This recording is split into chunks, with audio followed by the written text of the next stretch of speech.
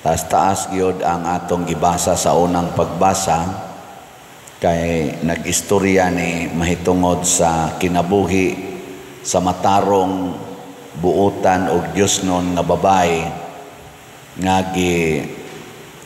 pasanginlan sa duha ka mga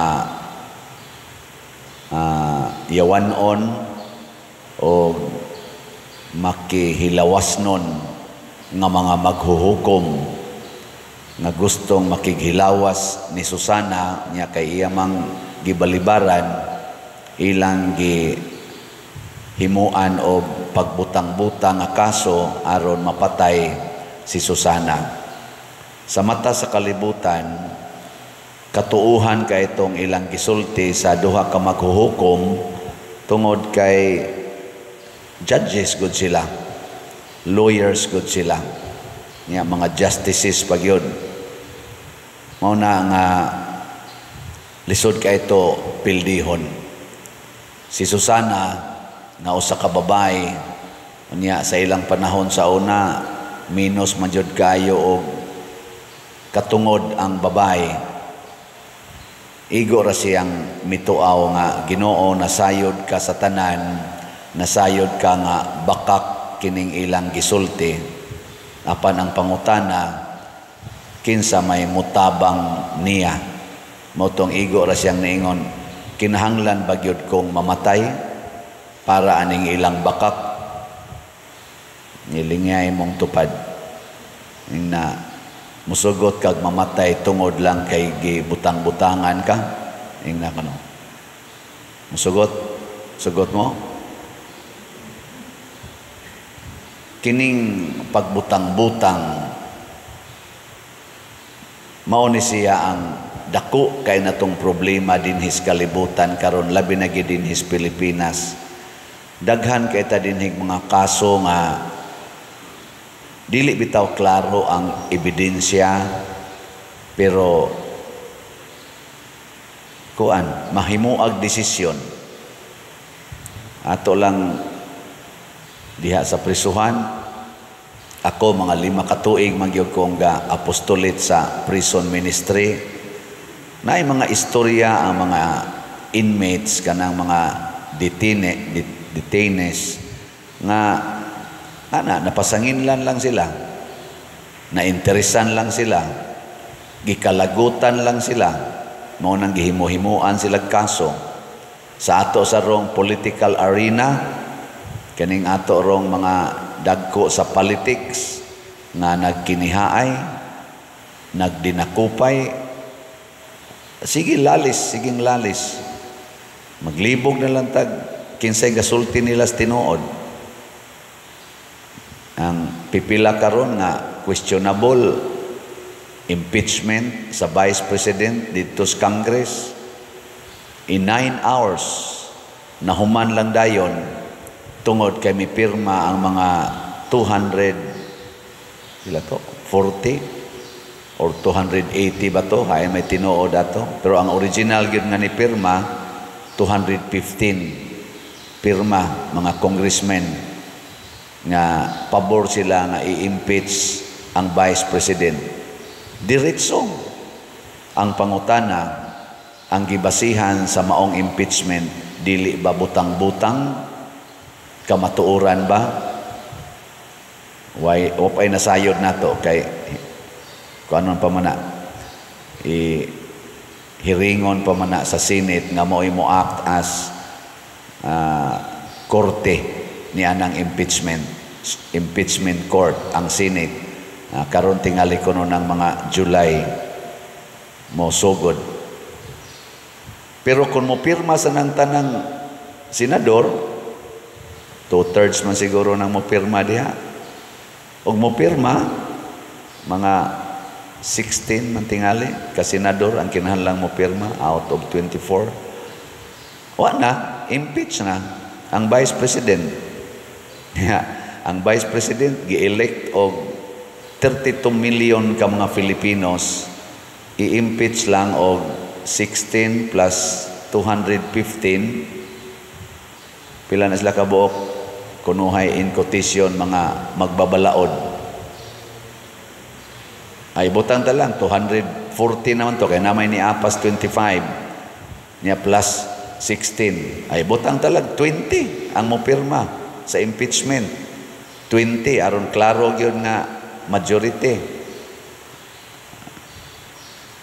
20 plus 240 260 persons nga in quotation elected sa na sila by representative kunuhay na sila sa mga tao labi na gyud ang gitawag og House of Representatives katong 240 nagrepresent kuno sila sa ilang mga distrito tibuok Pilipinas nya ang Senate nagrepresent sa whole Philippines kay national man ang ilang votes ug mopirma ng 260 ka magbabalaod 240 sa Kongreso human naman pun-ana nila nag mga 20 kabuok sa Senate wa na impeach na ang Vice President na wagtang natong butaran sa 32 million ka mga tao balintong gilintuad sa 260 ang pangutana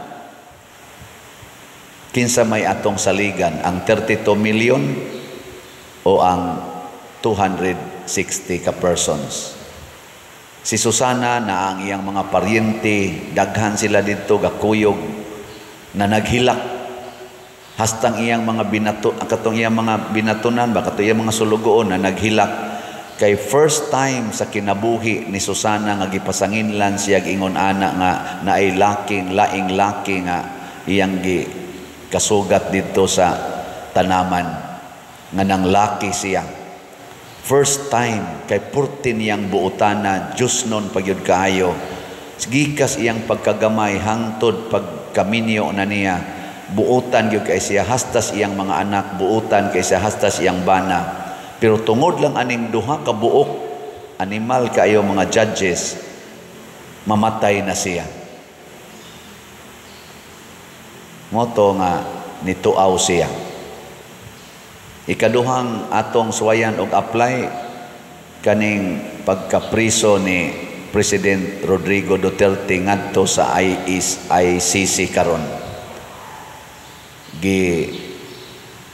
pirmahan ra ni sa korte sa ICC nga dunay arrest warrant gipasa ngadto kuno sa Interpol nya ang Interpol mao ining instruct sa Philippine government ug ang Philippine government pinanguluhan sa atong police officers mi arrest ni President Duterte and less than 24 hours na materialize dayon ang arrest o na padala dayon si President Duterte og napriso karon dito sa ICC nga prisuhan sa The Hague. Ang pangutana kinsa may nagtug-as tinuod ani karon ang mga tao nga nagsige og rally tibuok Pilipinas hasta ngadto sa laing nasod mga OFW baga ang panon sa katawhan millions of them na nagrally nga nagsigig ingon nga ibalik diri sa Pilipinas si Tatay Digong o ang kining pipila nga mga lawyers sa ICC o sa ato dinhing Philippine government nga nagsigig ingon kinahanglan anha ginadiha ibutang si former President Rodrigo Duterte. Pila ra ni sila kabuok gatong iphon wa giniliting nila sa kaabot og 100 kabuok kining mga lawyers in quotation nga nag-file og kaso nga gitawag og crime against humanity. Nya ni ay millions of Filipinos here and abroad nagsigig ingon ibalik nga ris Pilipinas si Rodrigo Duterte. Kung inyo mang hiringon, inyo mang prisuhon, diri maghiring sa Pilipinas, ginamit ang korte sa Pilipinas o prisuhan sa Pilipinas. Pero naay pipila nga niingon diha gid na sa ICC ibutang og diha desisyonan ang iyang kaso. Kinsa maron ani nila ang nagsultis tinuod o kinsa may namakak. Gilingya imong tupad. Ing nakasulbad ka na. Kasulbad ka. Kinilang usang duha. Naapay daghan karon nga gipangsulti diha sa atong gobyerno o sa atong nakita dinhi sa atong palibot nga usahay makapangutana tag kinsa may nagsultis tinuod. Dinhi sa kalibutan mga igsoon kasagaran mudaog yun ang bakak. Mudaog yung bakak. Dinhi sa kalibutan ba? Mao na si Jesus wa sad siya ilha sa mga Hudiyo og niingon si Jesus di gyud mo kailan nako kay di man mo mutuo nako. Kani manggong reason mao ni siya ang gamiton sa legal proceedings. Rason. Ang rason mubase na sa mga sa nagsulti, sa mga witnesses o sa mga evidences. Mao na ang rason. Wa gani ebidensya, dili gani credible ang witness, dili ka kadaog sa kaso. Ang gusto ni Jesus aron makailata niya og makatugkad tas kamatuoran, mogamit gid ta og pagtuo og Dios nung kaalam, divine wisdom niya, faith. Mao na si Daniel kaning propeta nga batan-on, siya iniingon nga di ko mo apil anang kamatayon anang babayhana kay namakak na sila. Kinsa may nagsulti ani ni Daniel, dili ang ilang balaod kung dili ang enlightenment sa Holy Spirit. Kana bang maminaw ta sa Ginoo. Matugkad ra din natong atong mga puzzles karon, mga legal puzzles sa atong nasod kung maminaw tas Ginoo. Kana bang ang atong kasing-kasing muabli nas kamatuoran? Sige, pangutan na sila si President Bongbong Marcos, sila si General Torre, si General Marvel, si Rimulya, si President Duterte, si Sara Duterte, ang mga congressmen. Pangutan ang inyong kasing-kasing in front of God who knows everything, who can evaluate the deepest chamber of our being with all sincerity. Pangutan na inyong kasing-kasing, nagbutang-butang ba mo o naghimo mo sa kamatuoran?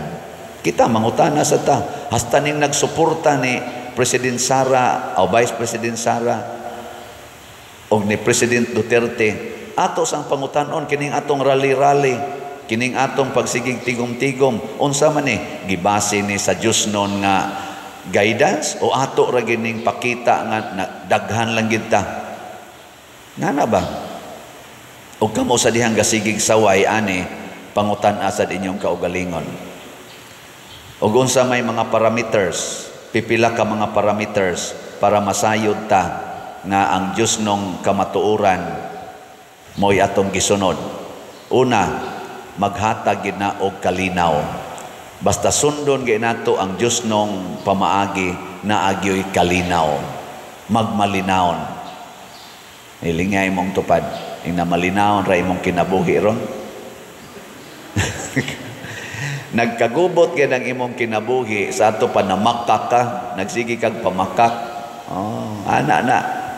Bisan pag dato na kay kastanan nya wa kay kalinaw, ikaw mo'y kinadak-ag ranggo, presidente ka, senador ka, congressman ka, gobernador ka, daog kas eleksyon, landslide, pero tikas di ay wa jud kay kalinaw. Ikaduha, dunay kalipay sa kadaghanan, sa katilingban, tawgon na nato og happiness as community. Kana bang malipayon ang nasod nga Pilipinhon? Kumusta mang atong nasod ron? Malipayon o magulanon? Tubag. Kanang mga desisyon nga iyas Ginoo maghatag ginagkalipay, mo na ang mga tao diri namakpak paghumas desisyon. Pagka resulta sa desisyon ni Daniel, namakpak ang mga tao og nagdaig sa Ginoo. Pero ini kahuman sa desisyon, mahugno gani, managhilak ang mga tao, yawan o na nga desisyon. Pagdesisyon nga impeach nas Congress si Vice President Sara, sa inyong obserbasyon, ang kinabag-ang mga Pilipinos na makpak bas kalipay?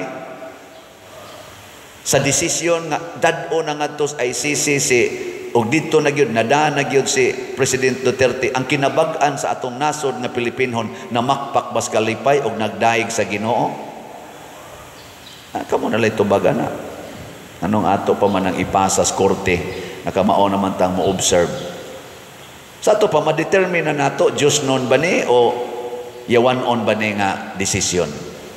Ug ang ikatulo, mahunong ang mga sala sa katilingban. Kining desisyon nga Diyos nun, mga igsoon, makapahunong sa sala. Sama aning duha ka lawyers, kaulag, nga matay gid ang sala sa kaulag, diha nila. Napulihan sa kauaw tungod sa ilang binuhatan. Mamatay ba? Pero mo, sa atong mga desisyon, musamot hinoon ang mga sala, sama anang drugas, sama anang korupsyon, aning mga insurgency, kaning ni ang mga patay, kaning lugos, musamot gani na sa mga desisyon sa atong mga leader sa katilingban, pasabot ang ilang decisions yawanon dili Diyos non. Pero mahinay gani ni, mohilom gani ni, nya mohinay na kaayo ang ilang operasyon aning mga sala nga katilingbanon, pasabot ang mga leaders naghimog desisyon nga Diyos non. Ni last na lang ni, sa inyong nakita sa gobernong gipanguluhan ni Marcos o sa gobernong gipanguluhan sa mga Duterte, hain man ani karon ang naghimo kaha or duol-duol sa desisyon nga Diyos non o desisyon nga yawanon. Kana bang ilang desisyon nakahatag og kalinaw, kalipay o pagminos sa sala. Niining eleksyon karong umaabot, pilion nato tong team nga nakabuhat og duol-duol sa Diyos non nga desisyon sa kinabuhi. Isalikway nato ang kining mga team nga naghatag og mga yawanon nga mga desisyon sa atong katilingban.